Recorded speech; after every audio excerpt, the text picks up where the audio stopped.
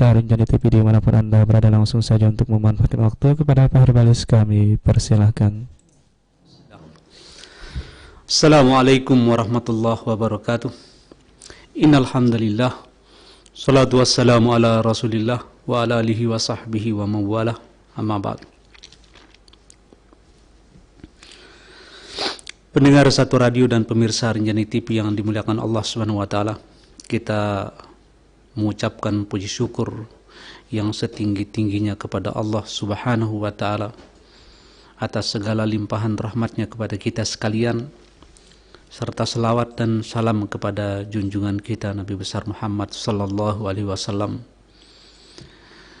bahwa pada kesempatan hari ini kita bisa kembali hadir dalam bertemu silaturahmi dengan para pendengar dan pemirsa Rinjani TV dan satu radio melalui udara. Di kesempatan hari ini kita akan berbicara mengenai herba-herba, yaitu manfaat-manfaat tanaman obat yang berada di sekeliling kita untuk mengobati berbagai macam penyakit yang sering melanda kita, melanda keluarga kita, sehingga seawal mungkin kita bisa mengobati diri kita sendiri, bisa mengobati keluarga kita sendiri sebelum kita menjadi parah. Pengobatan herbal ini adalah pengobatan holistik, yaitu pengobatan secara alam. Holistik artinya ini adalah menyeluruh, yang sifatnya adalah preventif. Kita menjaga kesehatan kita, baru terasa mules, kita bisa minum obat dengan membuat sendiri herba-herba yang ada sekitar kita.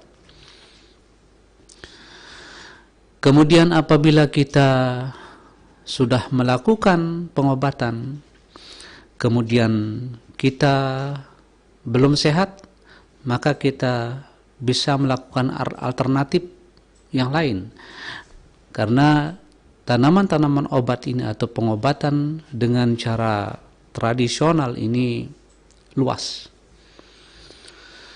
Hari ini pemerintah kita sudah begitu banyak membagi pengobatan tradisional ini menjadi 3. Yang pertama namanya empirik, yaitu pengobatan tradisional yang dilakukan secara empirik, secara pengalaman.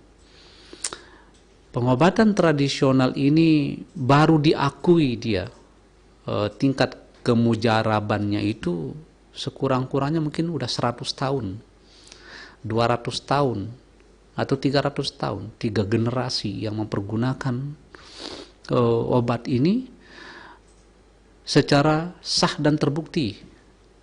Secara empirik ini baru mendapatkan pengakuan. Kemudian dia diakui oleh masyarakat secara luas bahwa kita memanfaatkan herba A untuk penyakit B, maka hasilnya adalah sembuh. Ini sudah banyak dilakukan. Nah, apabila itu dilakukan berulang-ulang oleh suatu generasi, turun kepada generasi berikutnya, turun lagi kepada generasi berikutnya, sehingga ini menjadi suatu semacam ilmu yang tersirat, meskipun tidak tersurat, tidak ditulis, tetapi karena sudah dilakukan oleh masyarakat, sudah diilmukan oleh masyarakat dan dimanfaatkan oleh masyarakat, maka ini disebut dengan pengobatan secara empirik. Kemudian di dalam undang-undang itu juga disebutkan bahwa pengobatan tradisional itu ada yang sifatnya komplementer. Yang komplementer ini itu biasanya pelakunya, itu pengobatnya itu pendidikannya formal. Jadi apakah dia sekolahnya sekolah khusus mengenai herbal, atau dokter yang menekuni herbal, kemudian dilakukan secara komplementer.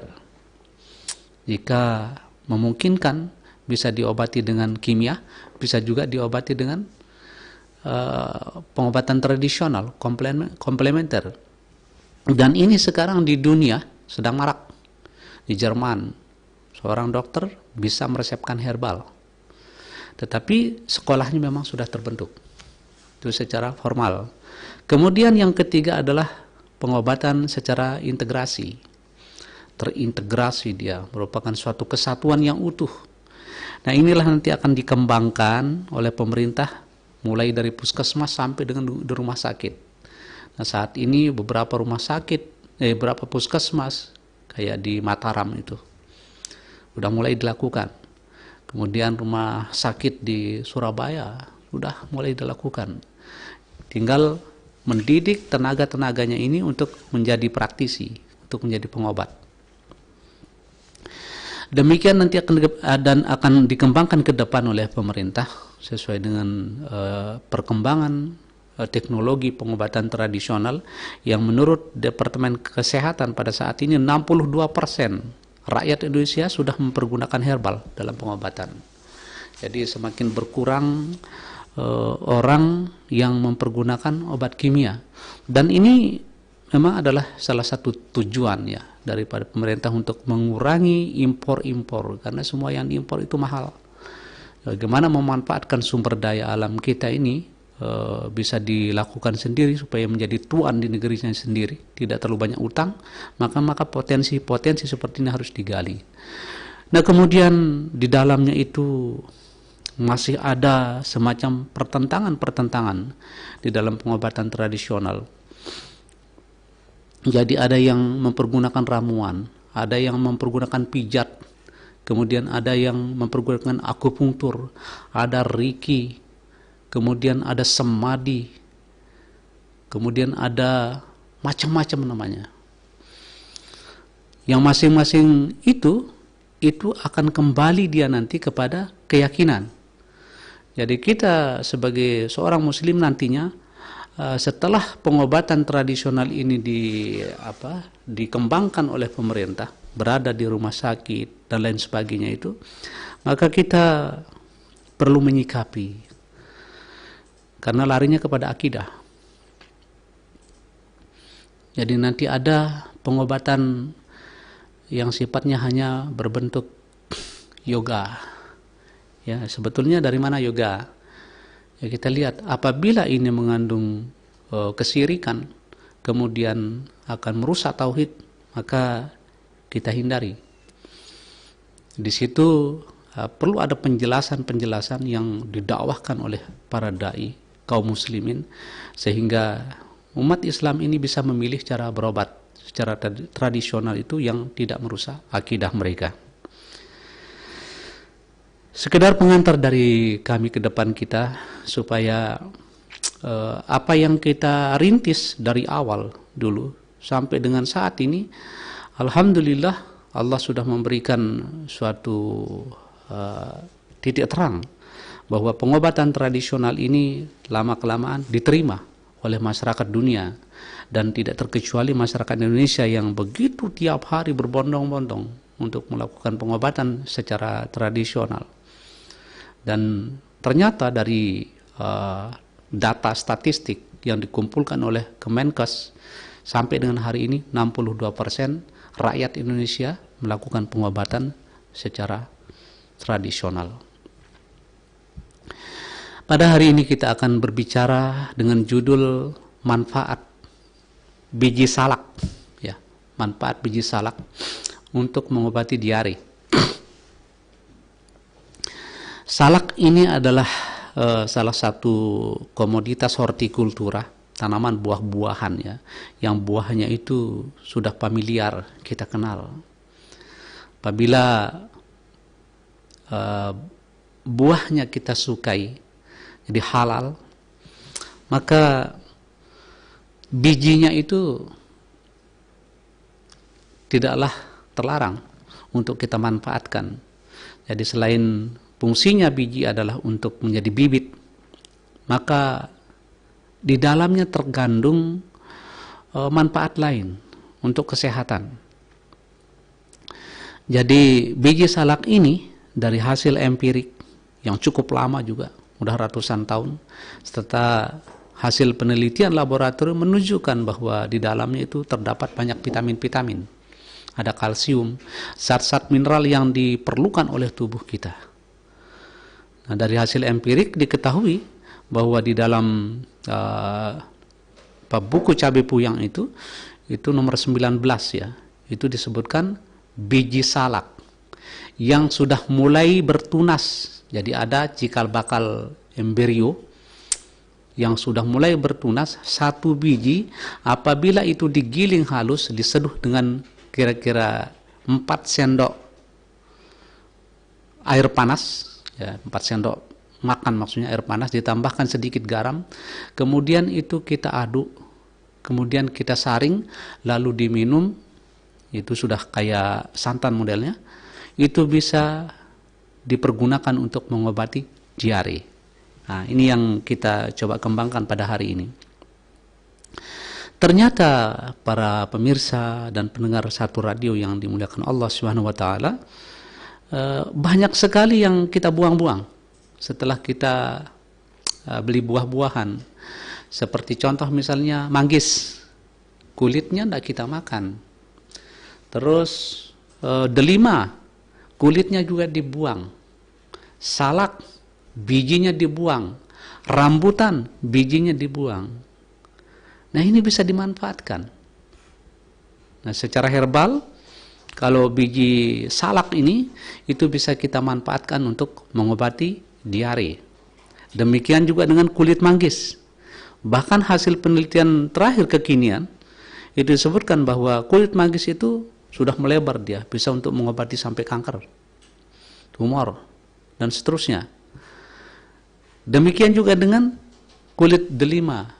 Nah, kulit delima, kemudian kulit manggis, ini asal mulanya dulu itu adalah obat mencret. Ya, sama dengan biji salak. Kemudian ada satu lagi biji, yaitu biji rambutan, kita buang-buang juga. Biji rambutan apabila digoreng kering, dibuat menjadi kopi dia, ini sekarang bisa dimanfaatkan untuk mengobati kencing manis. Nah, kemudian bagaimana kita akan bisa memanfaatkan biji salak ini untuk mengobati diare? Apakah ada fungsi lain selain untuk diare? Berikutnya kita sedikit kupas ya, khusus untuk biji salak dulu. Karena untuk mengobati diare ini dalam buku Cabe Puyang saja itu disebutkan ada 19 ditambah 21 ya. Jadi 40 resep lebih yang biasa dipergunakan oleh orang-orang terdahulu kita. Jadi nenek moyang kita, nenek moyang bangsa Indonesia ini. Karena yang namanya jamu ini berasal dari Indonesia. Tidak boleh negara lain mengklaim jamu. Jadi ketua GP Jamu Asia itu Indonesia. Jadi di sini sebutkan bahwa biji salak yang telah tumbuh satu biji, jadi biji salak itu nanti kalau disemai, dia akan tumbuh tunas. Nah, ini biasa dipergunakan. Kenapa harus dia tumbuh tunas? Ini belum diteliti. Ini hasil empirik dulu, belum diteliti. Dan itu secara turun-temurun terus dipergunakan. Alhasil bahwa apabila orang mencret, ini sembuh dia. Pertanyaannya, apakah kalau tidak bertunas tidak bisa dipakai untuk obat mencret? Nah, kita akan bahas setelah ini. Kemudian yang yang kedua, teknologi ya. Teknologinya itu yang berkembang sekarang ini, ternyata banyak juga yang memanfaatkan di beberapa belahan belahan pulau gitu di Indonesia, belahan pulau-pulau di Indonesia. Masing-masing kita ini memiliki cara pengobatan tradisional sendiri, sebagaimana kita memanfaatkan beras, bagaimana kita memanfaatkan ketan untuk membuat jajan. Jadi jajan ini kita buat macam-macam, ada yang dicampur gula pasir, ada dicampur dengan gula merah, ada yang digiling, ada yang ditumbuk, segala macam cara, sehingga setelah jadi jajan namanya lain-lain. Demikian juga perlakuannya. Nah, biji salak ini itu banyak lakukan secara ditumbuk. Karena dahulu tidak ada blender. Apakah sekarang boleh di blender? Boleh. Jadi karena dulu tidak ada alat, maka dipakai dengan cara digiling. Digiling lembut. Kemudian diseduh dengan air tambah garam sedikit. Kemudian disaring, diperas dia. Nah, air patinya itu bisa diminum untuk dijadikan obat mencret. Nah, hari ini bahkan ada yang secara sederhana, cara praktis, karena orang maunya praktis. Diambil misalnya 10 biji, 20 biji, 30 biji, berapa yang ada, satu kobokan. Dicuci bersih. Kemudian direbus begitu saja dengan air. Berapa jumlah air? Secukupnya aja. Jadi kalau misalnya satu kobokan sekedar hilang dengan air, udah direbus. Nanti jadi setengahnya, airnya itu diminum. Ternyata bisa juga berpengaruh terhadap kesembuhan diare. Jadi kalah coba, menang coba, yang penting hasilnya. Alhasil bahwa dari kesimpulan kita, apapun jenis obat ini, kemudian yang pertama syaratnya, ini barangnya halal. Ya, minimal kita mubah melakukan itu, baik dengan menyangkut barangnya, kemudian cara melakukannya, itu mubah atau wadah yang dipergunakan. Tidak ada unsur-unsur yang lain. Apakah ini harus dijampi dulu dan lain sebagainya? Tidak ada persyaratan yang demikian. Jadi ini yang mubah-mubah saja yang kita lakukan. Kemudian setelah kita blender misalnya, kalau pemanfaatan blender saat ini, berapa jumlahnya? Kita coba berapa? 1 genggam, 15 biji, 10 biji, terserah kita. Kemudian kita coba airnya berapa? Mau pekat, mau encer, kita serahkan. Mau dikasih gula, mau dikasih garam, yang penting mubah dulu. Kemudian diminum. Ini namanya empirik, ya. Ini namanya empirik. Setelah kita minum, lalu kita tahu hasilnya. Hasilnya adalah kesembuhan. Bahwa yang tidak boleh adalah kita mengatakan bahwa setelah saya berobat dengan cara begini maka saya sembuh. Jadi banyak yang sekarang kita dengar bahwa tidak bisa penyakit kanker sembuh dengan cara herbal. Ini adalah suatu kesirikan, ya. Jadi seolah-olah satu cara saja yang kita pergunakan baru dia sembuh. Bukan cara yang menyembuhkan kita, maka Allah Subhanahu wa taala yang sembuhkan sakitnya orang. Ini karena beredar, ya, rumor di rekan-rekan klin kami yang pasien-pasien mengatakan ini tidak bisa sembuh pakai begini. Namanya satu ilmu. Boleh. Jadi ilmu yang satu mengatakan, ini tidak bisa dengan cara begini. Sah-sah saja. Tetapi kita tidak boleh meyakini bahwa satu cara ini langsung dengan cara ini menyembuhkan kepada penyakit itu. Cara ya cara, teknologi ya teknologi, barang tetap barang. Ya, barang ini namanya apakah dia berbentuk minuman salak yang sudah kita giling, ini barang mati, tidak mungkin akan hidup lagi. Barang mati bisa menyembuhkan orang yang sakit. Ini secara akal kan mustahil. Tapi sesungguhnya ini adalah teknologi, metodologi pengobatan yang kita lakukan. Yang penting memenuhi syarat-syarat yang kami sebutkan tadi itu sah dilakukan, maka Allah Subhanahu wa taala yang akan menyembuhkan penyakit itu. Karena Allah yang menyembuhkan penyakit ini. Jadi para dai kita, ustadz kita mengatakan bahwa sakit itu sebetulnya adalah kemuliaan. Jadi orang diberikan sakit, kemuliaan. Karena dengan sakitnya dosanya akan dikurangi. Apabila orang itu tidak memiliki dosa, katakan Nabi, karena sakit, maka dia akan meningkatkan kemuliaannya, meningkatkan derajatnya dengan sakit itu. Maka dai kita mengatakan, hadis kita menjelaskan kepada kita bahwa sesungguhnya sakit ini adalah suatu kemuliaan dari Allah Subhanahu wa taala. Justru itu kita terima dengan lapang dada, kita berobat dengan obat yang mubah, dengan obat yang halal, maka Allah Subhanahu wa taala akan menyembuhkannya. Kemudian yang berikutnya tentang penyakit diare ini, tentang penyakit mencret ini, ya, itu disebutkan di dalam beberapa literatur itu banyak cara.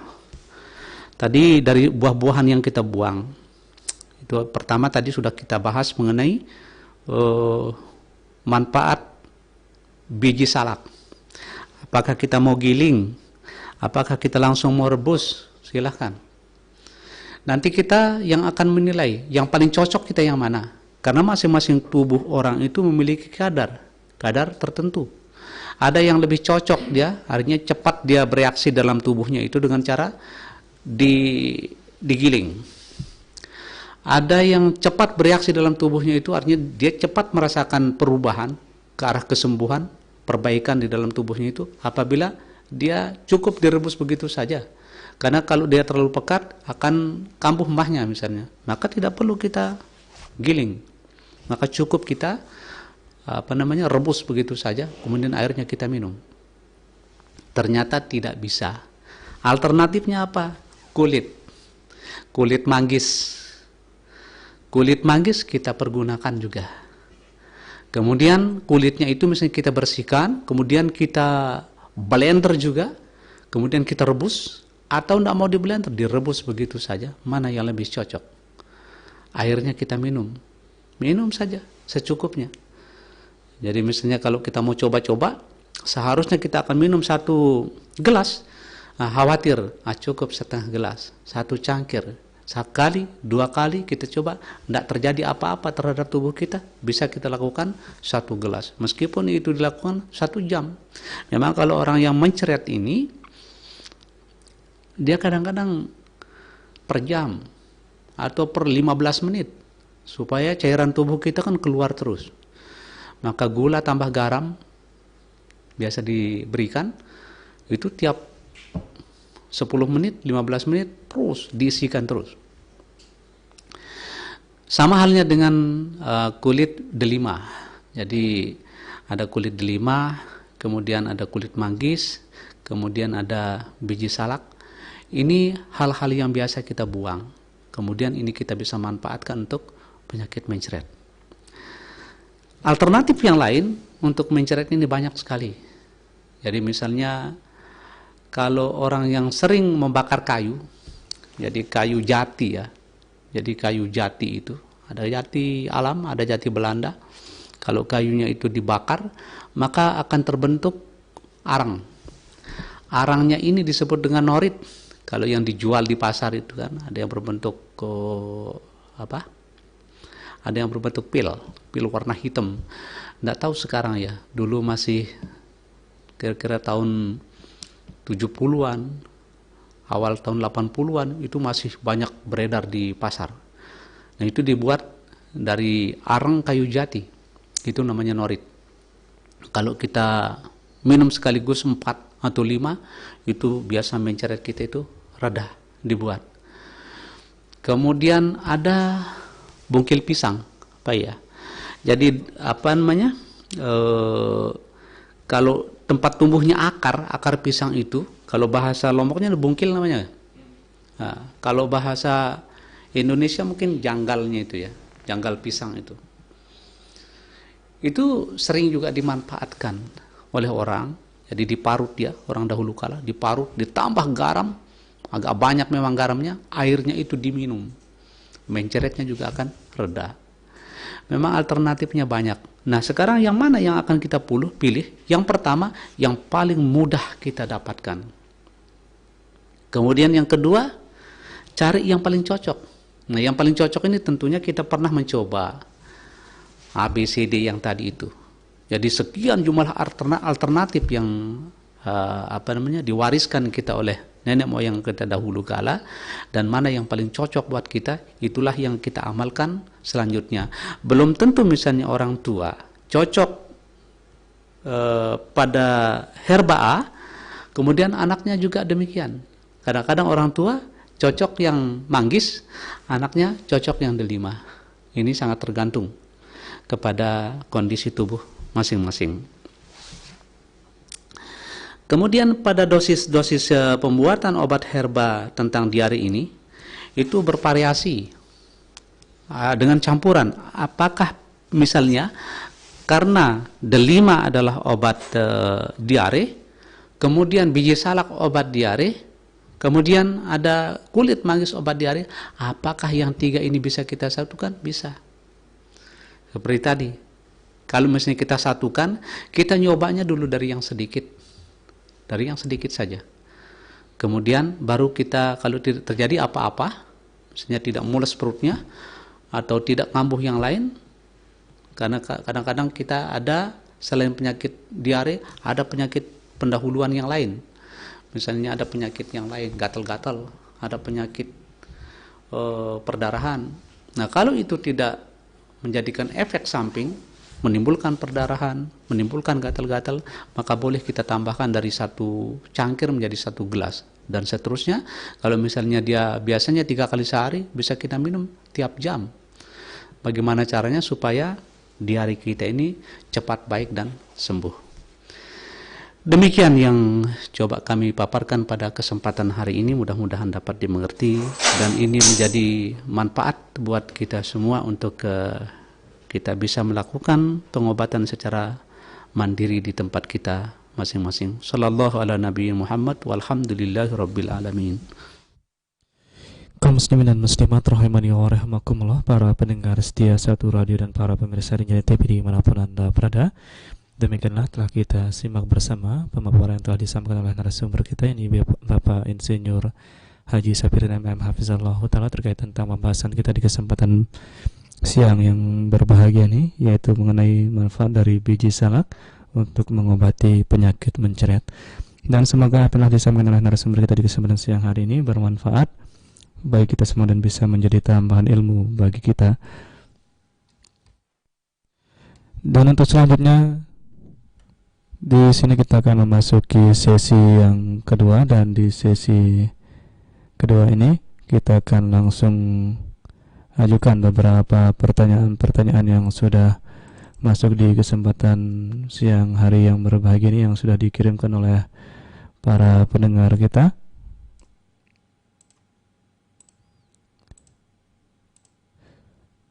Dan langsung saja pertanyaan yang pertama. Assalamualaikum Pak Herbalis. Waalaikumsalam warahmatullahi wabarakatuh. Pak Herbalis, apa obat biang keringat untuk bayi usia 4 bulan dari hamba Allah di Suntalangu? Bisa dibaca langsung ya.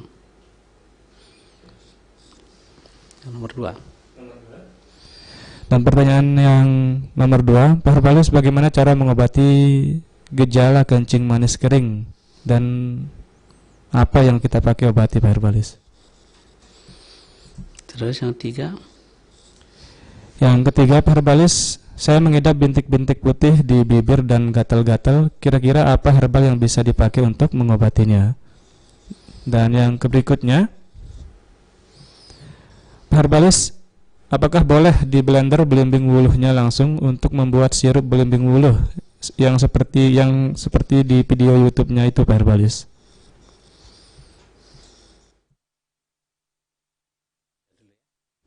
Dulu ya. Kita jawab nomor 1, masalah biang keringat bayi ya, yang paling sering ditemui. Jadi anak-anak itu kalau sudah biang keringat, ini seluruh badannya itu ada bintik-bintik kecil disertai keringat-keringat, kemudian memerah-memerah. Ini membuat anak tidak nyaman gitu ya. Ya, kita zaman dulu ya sering terjadi, kalau sekarang agak kurang mungkin karena sudah banyak posyandu dan lain sebagainya. Dengan pengobatan tradisional banyak dilakukan, misalnya dengan belimbing wuluh, banyak sekali obatnya ya. Jadi belimbing wuluh kita patah 2 gitu, kemudian itu kita pergunakan untuk torehkan ya. Jadi ditorehkan terus dibalur gitu dengan getah belimbing wuluh itu atau cairan belimbing wuluh itu di sekujur tubuh anak kita. Ini cepat dia akan selesai, karena biang keringat itu banyak dari jamur ya, jamur, bahkan kalau dia parah menjadi bakteri gitu. Jadi kita tahu bahwa belimbing wuluh itu manfaatnya juga untuk anti jamur, anti bakteri. Sering kami katakan bahwa kalau kita giling dia, kemudian kita pakai mencuci jeding ya, jeding kita akan menjadi bersih sekali karena lumut-lumut, kemudian jamur-jamur akan hilang dibuat Demikian. Kemudian yang kedua, apa kira-kira yang kita lakukan terhadap kencing manis kering? Kencing manis kering ini sering diiringi dengan batuk ya. Jadi ini adalah kelemahannya. Jadi kalau orang yang kencing manisnya basah, takut kita luka diamputasi. Kemudian orang yang diabetes kering ini itu sering diikuti dengan batuk. Nah, kalau sudah batuk sulit sekali sembuhnya. Bahkan kalau dia sudah menjadi TB, menjadi TBC, dia ini akan menjadi faktor yang sangat membahayakan sekali, fatal akibatnya. Jadi bagaimana cara mengobatinya? Ini banyak sekali yang sudah kita jelaskan ya. Mulai dari kita memanfaatkan biji jamblang ya, sampai tadi kita menguraikan adanya biji rambutan. Biji rambutan kita keringkan, kemudian kita goreng kering. Jadi goreng di atas sigon tanah itu ya, di atas tanah, di periuk tanah itu maksud kami, di gerabah itu kita goreng sampai gosong, kemudian kita tumbuk halus, kemudian kita ayak, maka jadi tepung kopi. Jadi kopi biji rambutan. Ambil 1 sendok tiap hari ya, pagi misalnya sama sore, 2 kali sehari 1 sendok, kemudian kita seduh pakai air panas, kita minum begitu aja. Kalau yang mampu melakukan 3 kali sehari boleh, 5 kali sehari juga tidak masalah. Jadi boleh dilakukan untuk mengobati penyakit kencing manis kering. Kemudian yang ketiga, kemudian ada bibirnya putih-putih ya, bibirnya putih-putih, kemudian dia gatal. Ini orang yang bibirnya putih-putih ini memang masuk dia dalam kategori penyakit dalam dia ya.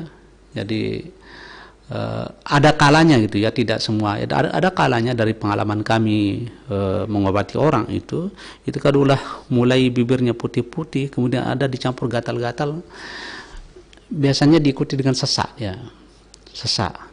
Nah, begitu kita obati paru-parunya, itu reda ya. Untuk obat paru-paru yang seperti kita jelaskan pakai cairan bunga telang nih. Ya, dengan bunga telang ini dia akan cepat membaik. Berapa dosisnya? Tiap jam kita minum aja semaunya ini kan. Ini berapa aja dosisnya ini? Udah kami sering mengamalkan ini, bagus sekali. Bibir kita tidak pecah-pecah. Kemudian hasilnya napas kita itu agak panjang, tidak tersengal. Bagi orang yang normal, bagi bayi atau anak yang sedang batuk, ini cepat sembuhnya dengan cairan bunga telang. Kemudian apakah belimbing wuluh ini dapat di blender langsung atau bagaimana? Begini ya, jadi ini adalah bagian dari teknologi, tergantung kita mau manfaatkan untuk apa. Nah, kalau misalnya kita ingin memanfaatkan kurmanya, gitu. Katakan kita membuat kurma dari belimbing wuluh, kita petik sekarang, kemudian kita rendam dia selama 10 jam sampai 24 jam, itu dengan kapur sirih. Nah, setelah 10 jam atau 24 jam, lalu kita bersihkan dia, hilangkan kotoran-kotoran yang ada di nampoknya itu, bersihkan dia. Kemudian kita tambahkan garam. Jadi kalau ukuran 1 kilo, garamnya itu setengah gelas sampai dengan 1 gelas. Kita campur dengan garam. Kemudian kita tambahkan air, kemudian kita kocok-kocok lagi sampai garamnya larut. Setelah itu kita bersihkan dia. Bersihkan, kemudian hilangkan air garamnya, baru kita masukkan di periuk, kemudian kita tambahkan air sampai rata dia dengan bahannya. Lalu kita rebus. Ini cara yang biasa untuk mendapatkan 2 hal. Yang pertama yang kita dapatkan sirupnya, kemudian yang kedua untuk mendapatkan kurmanya. Tapi kalau misalnya langsung di blender, maka kita dapat kurmanya. Tapi manfaat akhirnya adalah untuk menghilangkan batuk. Itu bisa dilakukan. Tapi kalau misalnya dengan kurmanya bisa kita sajikan untuk tamu-tamu kita. Biasanya orang yang stroke, kemudian kami berikan dia kurma, katakan kurma ya. Jadi kurma, karena mirip sekali dengan kurma ya, kita berikan kurma basahnya yang sudah disimpan di dalam kulkas misalnya, enak sekali. Kemudian kita berikan orang yang stroke itu sambil dikunyah-kunyah ya waktu dia istirahat. Ini kalau tensinya kemarin itu 200 misalnya per 120, maka cepat sekali dia turun dengan cara mengunyah yang ini. Sedangkan cairannya itu bisa menjadi obat batuk. Dia juga bisa mengobati obat untuk menurunkan tensi. Demikian. Baik.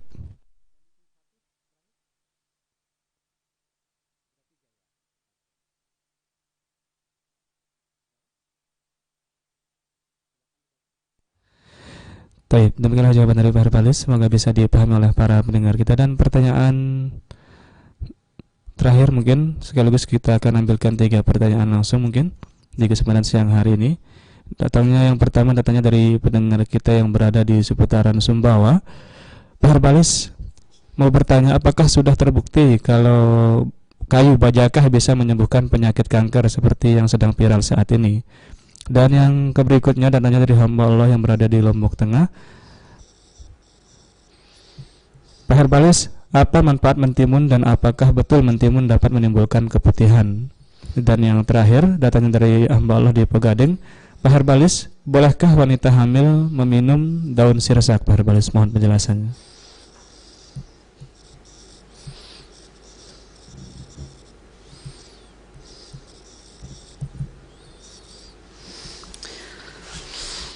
Oke, ini bajaka ya. Ya, bajaka ini punya kawan kita juga nih. Bajaka. Ini masih belum ada hasil penelitian ya. Ini masih biasa dipergunakan oleh orang Kalimantan untuk mengobati berbagai jenis penyakit gitu ya. Jadi belum ada spesifikasi yang jelas gitu ya. Biji pakai bajaka ini. Jadi sah saja kita minum bajaka, maka kita kembali kepada yang tadi gitu. Ada yang minum mungkin 2 kali dia sembuh asmanya, ada mungkin yang minum 10 kali tidak sembuh-sembuh asmanya. Ini kami katakan bahwa kita masih kalah coba menang coba. Yang namanya barang viral sekarang ini cepat sekali ya di mana-mana. Ya, ini salah satu aset ya, salah satu aset pengobatan bangsa Indonesia yang ke depan itu akan bisa kita pergunakan, tetapi nanti akan mengerucut kepada sesungguhnya fungsinya apa sih. Jadi sekarang ini terlalu banyak sehingga apabila ada suatu era atau masa booming sesuatu itu viral terus. Dulu daun serikaya, daun sirsak, sekarang udah mulai redup. Dulu ada kulit manggis viral sampai macam-macam. Nah, setelah masyarakat mencoba ternyata tidak segitunya ya gitu. Sekarang waktunya viral, masanya si A viral ya viral aja gitu ya, tapi jangan terlalu fanatik terhadap viral ini. Jadi kita rasakan dia dulu, kalau sudah sekali 2 kali tidak ada khasiatnya, udah berhenti dulu gitu ya. Namanya barang viral ini, apa yang dikatakan oleh orang banyak itu belum tentu benar gitu ya. Belum tentu dia bagus. Kecuali nanti kalau sudah ada hasil penelitiannya baru kita katakan bahwa ini adalah baik. Kemudian apakah mentimun ini kalau dimakan bisa menimbulkan keputihan? Ini tidak benar ya. Jadi istilah Ustaz Subhan ini jangan fitnah timun ya. Jadi timun ini adalah salah satu sayur ya yang sangat bermanfaat. Jadi dia mengandung kalsium, kemudian dia mengandung zat besi. Kalau jadi dari kepercayaan orang selama ini kalau banyak makan timun orang darah tinggi bisa turun, itu sah-sah saja. Tapi yang jelas mentimun ini adalah sayuran yang memiliki banyak mineral, jadi bagus sekali untuk yang kita konsumsi.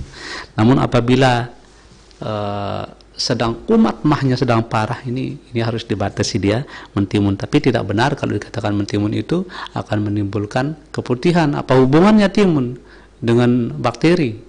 Apa hubungannya dengan cendawan ya? Jadi ini tidak benar. Kemudian apa ini ya?